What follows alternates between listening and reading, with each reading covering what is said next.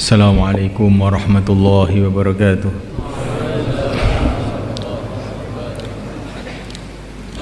Innal hamdalillah nasta'inuhu wa nastaghfiruhu wa nu'minu bihi wa natawakkalu alayhi wa na'udzu bihi min shururi anfusina min sayyiati a'malina. من يهديه الله فلا مضل له ومن يضلل فلا هادي له. أشهد أن لا إله إلا الله وحده لا شريك له وأشهد أن سيدنا ومولانا وحبيبنا محمدا عبده ورسوله. اللهم صل وسلم وبارك عليه وعلى آله وأصحابه والتابعين لهم إلى يوم القيامة. أما بعد، فقد قال في كتابه الكريم: والذين جاهدوا فينا لنهدينهم سبلنا وإن الله لمع المحسنين.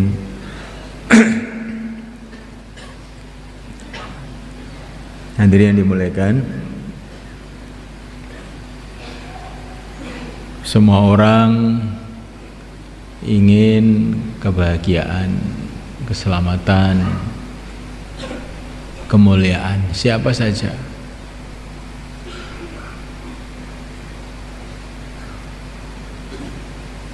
Dalam kehidupan di dunia ini dan dalam kehidupan akhirat yang selama-lamanya. Semua orang ingin begitu. Allah Subhanahu wa ta'ala telah mengirim junjungan kita Nabi Agung Muhammad sallallahu alaihi wasallam untuk membimbing manusia ini kepada kebahagiaan dunia dan kebahagiaan kehidupannya seterusnya selama-lamanya.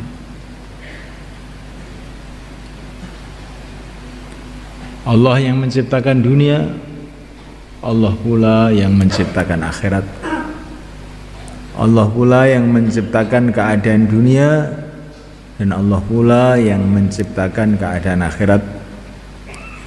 Allah yang mengatur dunia dan Allah pula yang mengatur akhirat telah mengirim yang mulia Nabi besar Muhammad SAW untuk membimbing kita agar kita ini bahagia di dunia, bahagia di akhirat.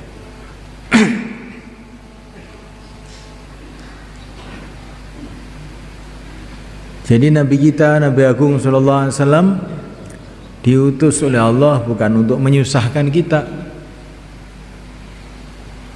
bukan untuk menyulitkan kita, bukan untuk supaya dunia kita hancur, hanya untuk akhirat saja. Tidak. Baginda Nabi diutus oleh Allah supaya kita ini di dunia bahagia, di akhirat bahagia. Dan untuk supaya manusia itu bahagia di dunia, bahagia di akhirat, beliau cuman memberikan arahan satu saja, yaitu agama. Siapa saja yang mengamalkan agama Allah dengan sungguh-sungguh, dengan komplit, sungguh-sungguh dan komplit, kafah, keseluruhan ajaran agama Allah ini dikerjakan, maka dia akan bahagia di dunia ini, bahagia di akhirat. Dia akan senantiasa ditolong oleh Allah di dunia ini dan akan ditolong oleh Allah di akhirat. Dia akan tentram di dunia ini dan tentram di akhirat. Allah telah memberikan contoh kepada kita kehidupan orang-orang yang sudah sukses, yaitu orang yang mengamalkan agama secara komplit dan sungguh-sungguh. Allah telah memberikan contoh kepada kita pribadi-pribadi yang mulia, itulah para nabi. Para nabi ini orang yang telah mengamalkan agama secara sempurna. Maka mulai Nabi Adam sampai Nabi terakhir mereka dimuliakan oleh Allah di dunia ini. Senantiasa dibantu oleh Allah dengan nusrah ghaibiyah di dunia ini. Sebelum di akhirat. Allah Subhanahu wa taala juga telah memberikan contoh kepada kita keluarga-keluarga yang mengamalkan agama dengan sempurna, akhirnya mulia di dunia sebelum mulia di akhirat. Di antaranya adalah keluarga Ibrahim alaihissalatu wassalam. Ayahnya, ibunya, anaknya semuanya mengamalkan agama secara sempurna. Berkorban untuk agama dengan sungguh-sungguh. Akhirnya mereka mendapatkan kemuliaan di dunia ini secara sempurna. Kemuliaan di akhirat. Allah memberikan contoh lagi keluarga Imran. Ini bukan nabi, bukan rasul, tapi ini keluarga semuanya amal agama secara sempurna. Imran itu imam Masjidil Aqsa. Istrinya Allah ceritakan dalam Al-Quran bagaimana beliau fikir agama, mengamalkan agama. Akhirnya anaknya yaitu Maryam alaihimussalatu wassalam semuanya amal agama secara sempurna. Allah telah muliakan mereka. Kemudian Allah SWT memberikan kepada kita contoh masyarakat yang semuanya amal agama. Itulah masyarakat sahabat. Pejabatnya, rakyatnya, petaninya, pedagangnya, laki-lakinya, wanitanya, sampai anak-anaknya. Semua amal agama dengan sempurna, dengan sungguh-sungguh, komplit. Imannya sempurna, yakin hanya kepada Allah, ibadahnya sempurna. Kanu qalilan minal laili ma yahja'un wa bil ashari hum yastaghfirun. Malam sedikit tidur, mereka pada istighfar, pada tahajud, baca Quran. Akhlaknya sempurna. Wa yu'thiruna ala anfusihim walau kana bihim khasasah. Lebih suka dirinya susah untuk menyenangkan orang lain. Ini masyarakat sahabat. Di pasar mereka amal agama secara sempurna. Rijalun la tulhihim tijaratu wala bai'un an dzikrillah. Sambil jual beli senantiasa ingat pada Allah. Sawahnya sawah agama, untuk mengamalkan agama secara sempurna di sawahnya. Di pasarnya begitu juga, di rumahnya begitu juga, apalagi di masjidnya. Suqul muslimin, kata Sayyidina Ali, kamu sholal muslimin. Pasarnya orang Islam itu seperti musolanya orang Islam. Jadi orang Islam pada zaman itu di pasar dengan di masjid itu serupa. Di pasar ya mengamalkan agama secara sempurna, di masjid ya amalkan agama secara sempurna. Di pasar mengingati Allah, di masjid mengingati Allah. Bagaimana sekarang pasar kita, bagaimana masjid kita? Di masjid aja kadang-kadang tidak ingat Allah. Bagaimana di pasar? Di masjid malah wudud, klecas, klecis. Ini terus piye kok iso men nglakoni gitu lho. Ning Baitullah wudud klecas, klecis madhep ngetan sisan. Cobi ning jenengan pikiraken. Masyarakat sahabat tidak seperti itu. Di pasar dengan di masjid itu suasananya serupa. Taat kepada Allah yang sempurna.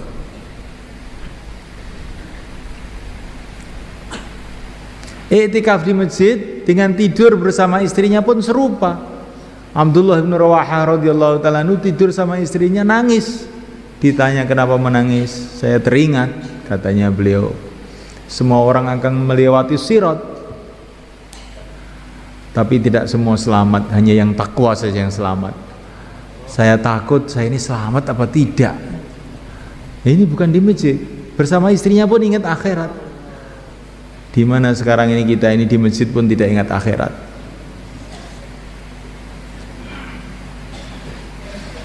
Kemudian setelah generasi para sahabat itu juga senantiasa ada saja, la yazalu ta'ifatun min ummati zahirina 'alal haqq la yadurruhum man khadalahum. Selalu ada saja orang-orang yang berpegang kepada agama secara sungguh-sungguh, itu ada aja.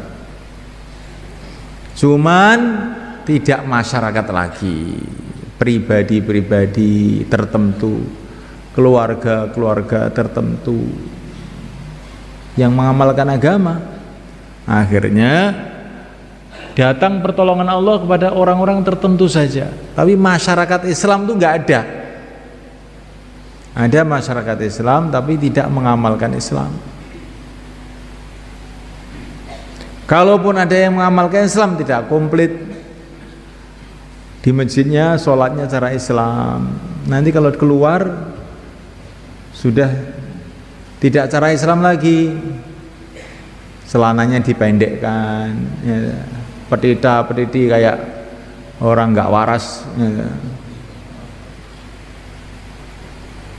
Kalah dengan ayam aja masih pakai celana sampai lutut, ini di atas lutut itu celananya. Siapa dia? Orang Islam, wanita muslimah. Nanti kalau di pasar sudah lupa halal haram, sudah lupa, pokoknya dapat, nggak peduli riba, nggak peduli nipu, nggak peduli apa. Nanti kalau tebang di sawah lain lagi ya caranya. Nggak tahu sholat duhur, maghrib, isya, tahu tuh dijamak jadi satu, malah nggak dikerjakan.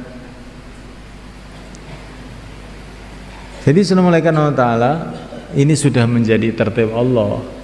Kalau orang itu mengamalkan agama itu tidak sempurna, akhirnya yang datang itu musibah-musibah. Di dunia ini Allah akan tampakkan musibah-musibah kalau orang itu amal agama tidak sempurna. Seperti di Uhud itu orang itu dalam perjuangan agama, tetapi mengamalkan agama tidak sempurna, sebagian arahan-arahan Nabi tidak dikerjakan, akhirnya yang datang musibah-musibah. Maka sekarang ini apa yang kita usahakan? Kita duduk di sini ini untuk apa? Kita mikir bagaimana diri kita, keluarga kita, dan umat ini kembali tahu pentingnya agama. Agama ini penting. Kebahagiaan itu hanya dalam agama. Kalau orang mengira bisa bahagia bukan dengan agama, itu seperti orang di tengah-tengah padang pasir kehausan, ingin cari minum, putar-putar bukan minum air tapi malah minum bensin. Loh, saya sudah minum kok tambah haus ini rasanya, mungkin minumnya kurang ini, tambah lagi 1 liter, tambah lagi 3 liter, tambah haus lagi. Loh, kok tambah haus? Kurang banyak ini, sampai akhirnya meletus perutnya. Itulah keadaan manusia saat ini semuanya kan. Mereka mengira kebahagiaan itu dalam harta, kebahagiaan itu dalam kedudukan dunia. Maka setelah dapat harta, loh kok belum bahagia? Cari harta lagi. Loh kok belum bahagia? Tambah lagi. Terus sampai mati nggak akan pernah bahagia.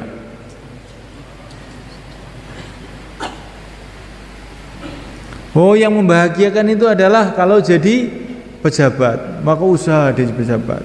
Setelah jadi pejabat, loh, kok tidak bahagia saya? Wow, ini kurang lama saya jadi pejabat ini, cuma 5 tahun. Coba kalau 10 tahun nanti jadi bahagia. Maka usaha 10 tahun. Setelah 10 tahun, loh, kok belum bahagia? Ingin tambah 15 tahun, ingin tengah 20 tahun, sampai mati tidak akan bahagia.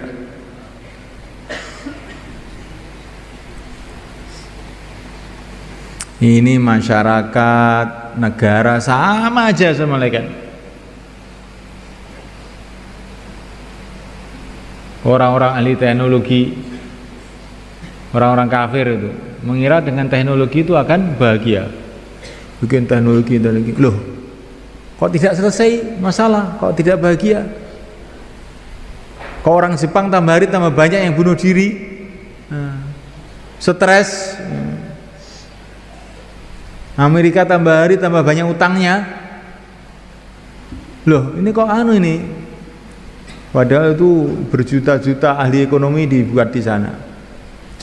Oh, kurang pinter ya ekonomi ini. Oh, duit bikin lagi. Tidak akan pernah bahagia sampai mati. Tidak akan pernah bahagia sampai mati.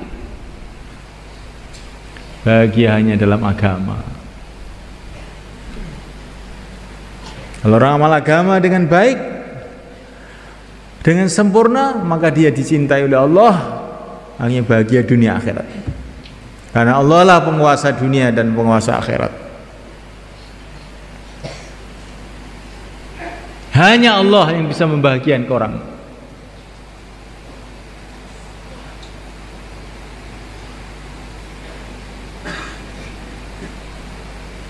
Manusia ini tidak tahu permasalahannya, mulai kebanyakan itu.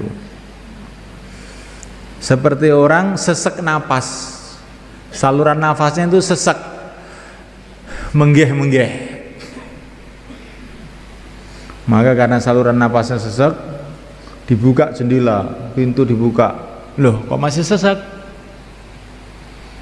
Lari ke sawah. Kok masih sesek saja?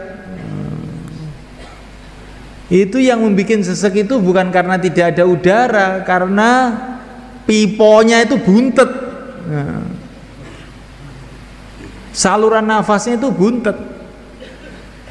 Kalau kamu datangkan semua angin seluruh dunia, ya akan tetap sesek terus. Begitu juga manusia ini semuanya, yang membuat keresahan, yang membuat masalah kehidupan jadi sengsara itu karena hatinya itu tidak ada iman yang sempurna. Kehidupannya tidak diridhoi oleh Allah. Maka walaupun rumahnya baik, mobilnya baru, hartanya satu tumpuk, tetap saja dia akan menderita kayak Fir'aun. Hartanya banyak, kerajaannya besar, tapi tetap saja dia bingung sampai terjungkal di lautan. Maka tanamkan dalam hati kita, tidak ada kebahagiaan selain di dalam agama Allah. Kalau orang paham ini, pikirannya siang malam bagaimana menyempurnakan agamanya. Hanya itu aja yang dipikirkan. Kalau agama sempurna, akan beres semua. Tapi kalau amal agama tidak sempurna, maka akan masalah terus. Kita ini ibaratnya punya mobil itu mogok di tengah jalan.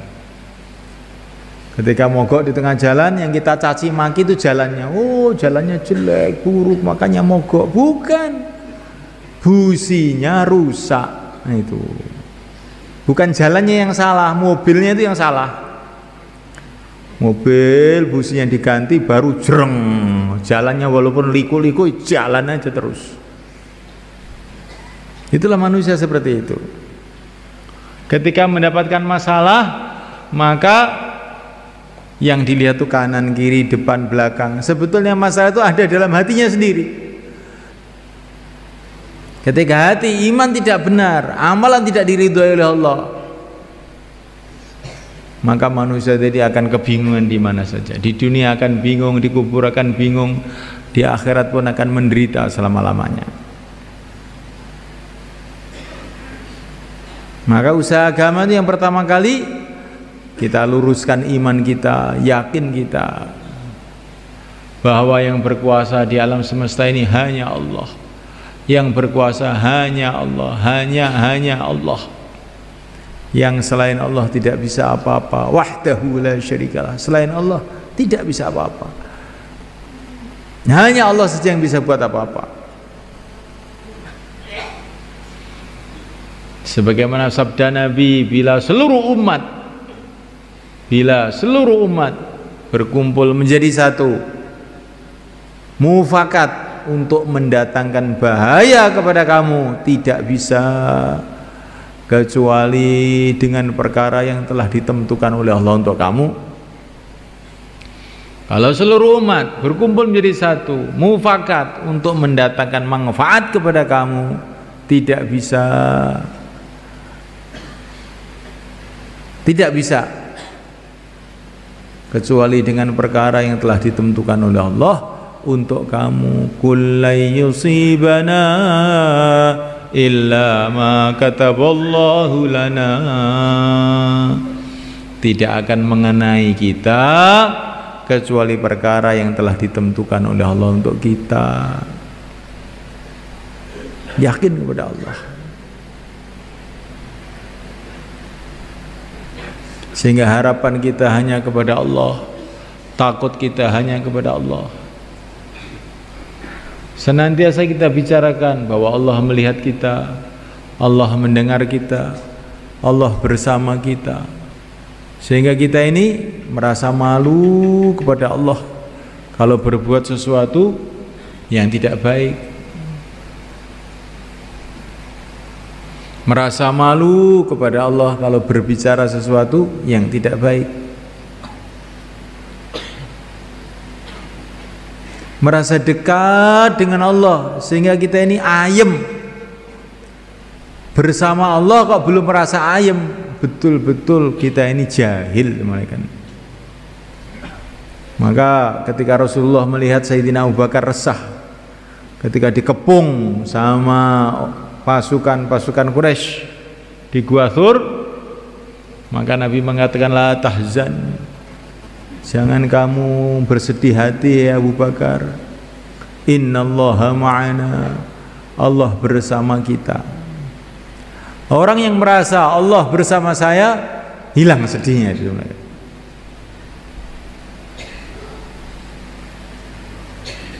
Seorang yang sakit, sedang sakit, tapi di depannya, belakangnya, kanannya, kirinya dikelilingi dengan dokter-dokter ahli, paling ahli seluruh dunia, maka dia merasa tenang. Alamat ini bisa diselamatkan, kelihatannya ini Allah subhanahu wa ta'ala yang bisa menyembuhkan. Allah bersama kita, dengan kita. Kenapa kamu sedih? Gak usah sedih. Orang tidak punya uang, tapi dia ini berdampingan dengan orang-orang kaya yang dermawan, yang sayang sama dia. Anak kecil pergi ke pasar, gak bawa uang, ditanya sama temannya, mau kemana nak? Mau ke pasar. Untuk apa? Beli baju. Punya uang? Oh tidak. Tidak punya uang kok mau beli baju? Kan ada ayah. Orang yang beriman begitu semua, kan? Dia tidak punya apa-apa, tapi bersama Allah yang punya segala-galanya, maka dia tenang.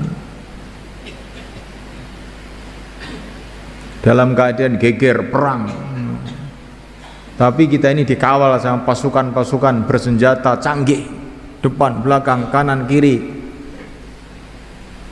Nah, kita pun merasa tenang. Kalau Allah sudah menjaga seseorang, seluruh dunia mau mencelakakan tidak bisa. Kalau Allah mau mencelakakan seorang, seluruh dunia mau menyelamatkan nggak bisa. Innallaha ma'ana, Allah bersama kita. Ini perlu kita renungi semulaikan. Bahwa Allah itu akan memperlakukan hambanya sesuai dengan sangkaannya kepada Allah. Kalau orang itu merasa jauh kepada Allah, maka orang itu akan diperlakukan sebagai orang yang jauh. Kalau dia itu merasa dekat kepada Allah, dekat kepada Allah, maka dia akan diperlakukan oleh Allah sebagai orang yang dekat. Sehingga hatinya tenang, tentram, bahagia.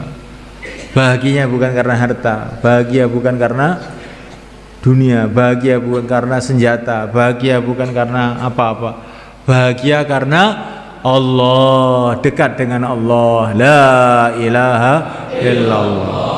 Bahagianya karena ingat kepada Allah, cinta kepada Allah, merasa dicintai oleh Allah. Ini iman nih harus kita rasakan.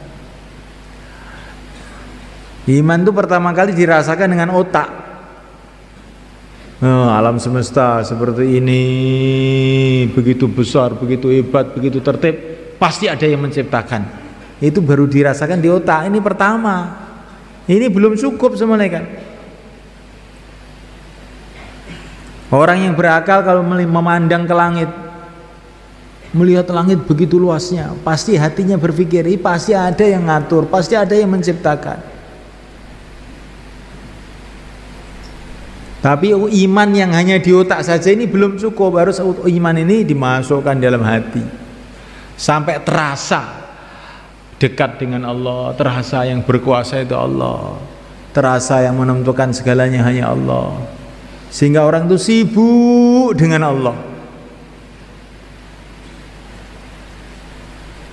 Sekarang kita ini sibuk dengan anak, sibuk dengan istri, sibuk dengan sawah, sibuk. Siapa orang yang sibuk dengan Allah? Inilah wali-wali Allah. Man ishtaghala billah ishtaghalan nasu bihi, kata para ulama. Kalau orang itu sibuk, fikirnya itu sibuk mengabdi kepada Allah, maka Allah jadikan alam semesta ini mengabdi pada dia. Kenapa alam ini tidak mau tunduk sama kita, malah menyusahkan kita terus? Karena kita ini tidak sibuk dengan Allah. Orang yang sibuk dengan Allah itulah para sahabat yang dipikir siang malam mau taat sama Allah, mau cari ridho Allah, itu aja yang dipikir.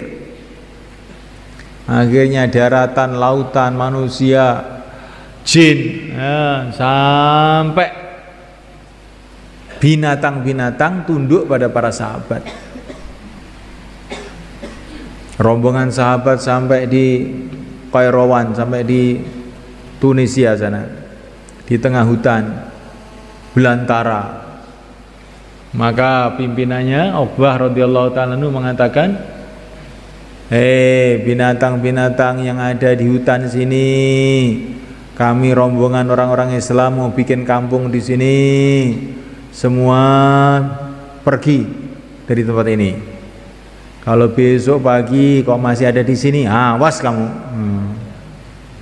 Loh, itu semua kan ular paham, kalajengking paham, harimau paham. Malam itu juga mereka pada pergi semua, bersih itu hutan dari binatang-binatang buas. Akhirnya para sahabat bikin kampung di sana. Dan kampung itu sampai sekarang masih ada, jadi kota sekarang. Nah, kita ini kalau ngomong orang kok tidak paham itu gimana? Kita ngomong orang salah paham,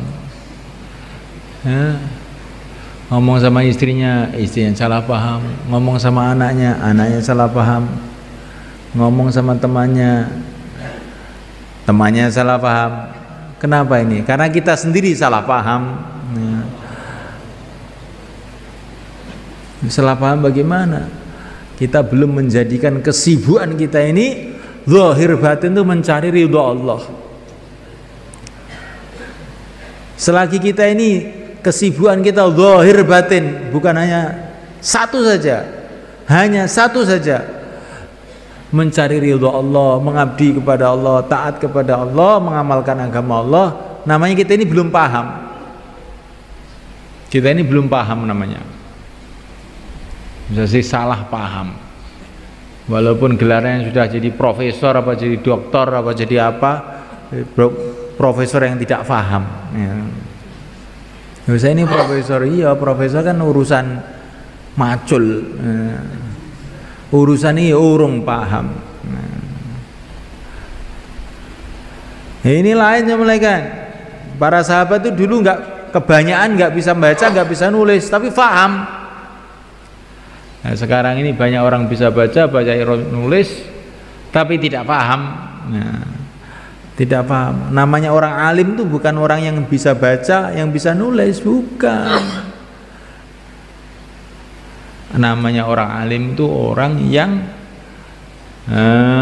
punya kefahaman yang benar mengenai Allah, sehingga sibuk hidupnya siang dan malam untuk taat kepada Allah. Itulah orang alim. Itulah para sahabat. Sayyidina Abu Hurairah yang imamnya para ahli hadis itu nggak pernah nulis, nggak pernah baca, nggak punya kitab, tapi termasuk alim-alimnya manusia. Bagaimana itu?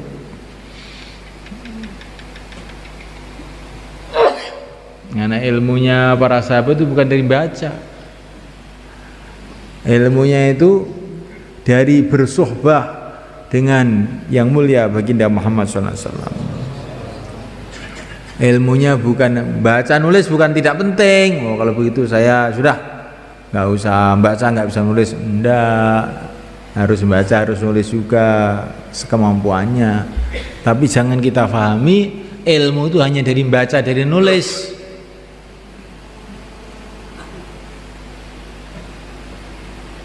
Baca nulis itu penting. Iqra bismi rabbikal ladzi khalaq. Tapi ilmu itu bukan hanya dari itu. Nah, sekarang ini kebanyakan umat ini mencari ilmu hanya dengan baca nulis. Ilmu itu didapatkan dengan berteman dengan orang-orang yang lurus. Kalau para sahabat yang berteman dengan Rasulullah SAW, kalau para tabiin berteman dengan para sahabat, kalau kita ya berteman dengan orang soleh yang lebih baik amalannya daripada kita. Insyaallah kan? Ilmu itu juga didapatkan dengan zuhud. Man zahida fid dunya 'allamahullah min ghairi ta'allum. Barang siapa zuhud di dunia, hatinya ini tertariknya kepada akhirat, tidak tertarik dengan kehebatan-kehebatan dunia, maka Allah akan memberikan dia ilmu tanpa belajar. Para sahabat orang yang zuhud, orang yang pandangannya selalu pada negeri akhirat, tidak terkesan dengan suasana-suasana dunia, maka ilmunya itu ini dari sumber ilmunya mereka. Dan termasuk sumber ilmu adalah amal. Mana amila bima alim awrathahullah ilma ma lam ya'lam. Barang siapa mengamalkan ilmu yang dia sudah tahu, Allah akan berikan dia ilmu yang dia tidak tahu. Di amal itu juga akan mendatangkan ilmu. Di antara sumbernya ilmu adalah doa, wa qur rabbi zidni ilma. Ilmu didapatkan dengan doa. Dan di antara sumber ilmu, doanya orang-orang soleh kepada kita. Ini Sayyidina Abdullah bin Abbas masih kecil, didoain sama Nabi, Allahumma faqihu fid din wa 'allimhu ta'wil. Maka jadi orang yang sangat faham mengenai tafsir Quran karena doanya Rasulullah SAW. Jadi semuanya Allah Subhanahu wa taala.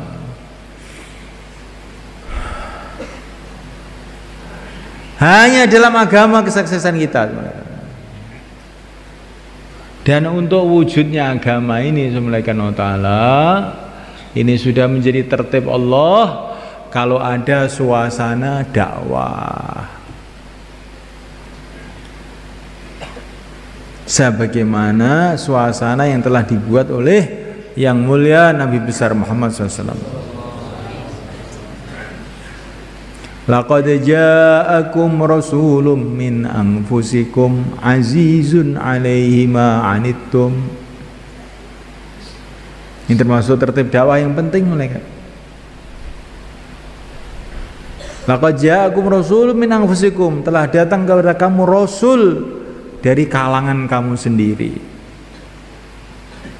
Ini maknanya kata para ulama, orang dakwah itu harus menyatu dengan umat. Bagaimana umat ini kita dekat dengan mereka sehingga umat itu menganggap bahwa kita ini orang mereka dan kita menganggap mereka itu orang kita. Kita satu. Laqad ja'akum rasulun min anfusikum. Saya ini bukan orang lain. Kamu ini golongan apa toh? Aliran apa ini? Aliran terangkil ini? Aliran Temboro, aliran Pakistan? Bukan, Pak. Saya ini sama dengan Bapak, sama. Hamba Allah, umat Rasulullah yang sebentar lagi akan mati. Cuman itu aja, sama. Dan keperluan Bapak, keperluan saya itu sama, yaitu persiapan mati, Pak. Wah, kamu itu sama-sama, Pak. Sama, kami orang Islam sama-sama dengan Bapak. Tidak ada perbedaan apa-apa. Kakinya dua, tangannya dua, mulut satu. Sama-sama banyak dosanya. Saya nggak banyak dosanya, kamu yang banyak dosanya. Iya, Pak, ini keliru tadi saya ngomong. Saya yang banyak dosanya. Jadi saya mulaikan Allah SWT, dakwah itu harus kita ini menyatu dengan umat. Jangan umat ini dipecah-pecah. Di mana saja umat Islam, di mana saja umat Rasulullah, kita anggap saudara kita, zahir batin dunia akhirat. Insyaallah malaikat.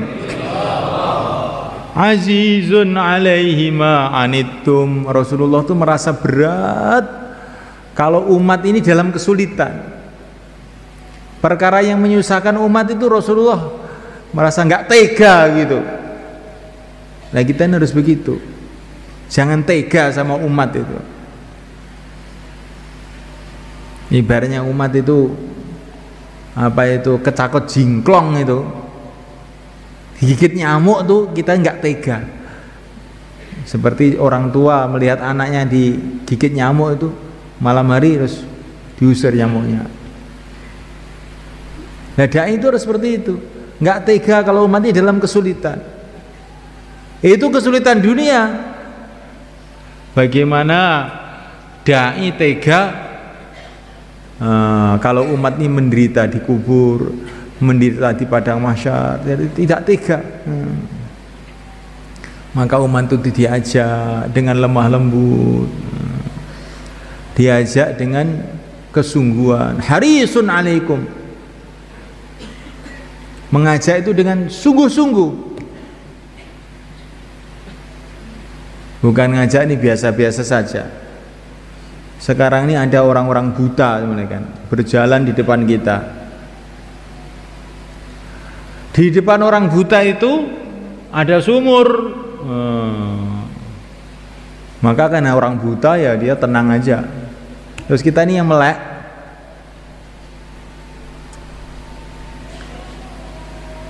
Kasihan melihat orang buta itu, ya enggak kan? Itu depan kamu sumur. Tapi orang buta itu mau kosong katanya dia. Sumur. Sumur gue. Tapi orang buta tadi teriak-teriak ya, orang gila aja katanya orang buta itu. Sudah begitu bagaimana? Wah, gawat ini, orang buta ini nekat sekali. Maka dia itu lari nyegati orang buta itu. Jangan. Itu baru namanya sungguh-sungguh mereka. Kalau ada orang buta mau kecemplung sumur, orangnya ini orang buta emang nekat, nggak tahu, gitu. Terus, Kang, awas lu, sumur lu. Enggak nek keceblak krasa dhewe. Rasakno ya. Namanya tidak haris, tidak sungguh-sungguh namanya. Ini dakwah ini urusan sungguh-sungguh. Orang amal agama dia akan selamat selama-lamanya. Orang yang tidak amal agama akan rugi selama-lamanya. Maka kita harus sungguh-sungguh, bukan Nek kersa nggih monggo, mboten kersa nggih mboten napa. Kaulane Gusti Allah kathah lindune sampean. Ini namanya tidak sungguh-sungguh. Pak niki penting saestu Pak niki. Ini urusan akhirat, ini urusan saestu Pak. Monggo saestu monggo. Niki barang penting niki. Ini perkara penting ini. Ini untuk kepentingan kita sendiri, untuk akhirat kita yang selama-lamanya Pak. Kita ajak dengan sungguh-sungguh. Malam hari kita doakan. Baca Yasin 41 kali. Nah, baru kita sungguh-sungguh. Jadi kita ini sudah dakwah, tapi harisun sungguh-sungguhnya ini belum. Kita dakwah ini orang mau alhamdulillah, orang tidak mau ya salahnya dia sendiri. Bukan begitu semuanya kan. Kita harus bersungguh-sungguh, menyayangi umat dengan sungguh-sungguh. Insyaallah kan? Hidupnya agama ini dimulai dengan suasana dakwah yang sungguh-sungguh tadi itu semua. Ya, setelah usaha dakwah dengan sungguh-sungguh wujud, maka ini sudah sunatullah. Nanti Allah akan bangkitkan orang-orang yang Allah kehendaki. Nggak tahu siapa yang Allah kehendaki, tapi kalau dakwah sungguh-sungguh dihidupkan, maka Allah akan bangkit orang-orang yang mau. Itu sudah sunatullah mulai zaman dulu sampai sekarang. Nggak ada ceritanya orang ajak-ajak pada agama sungguh-sungguh, menangis malam hari siang hari dengan sungguh-sungguh, terus nggak ada orang dibangkitkan oleh Allah. Tidak ada ceritanya. Maka semulaikan supaya kita sungguh-sungguh. Langkah pertama kita keluar 4 bulan, supaya sungguh-sungguh. Maka yang niat untuk 4 bulan berdiri ke selatan. Monggo, monggo. Bismillah. Yang niatnya 40 hari sekarang dirubah jadi 4 bulan. Monggo.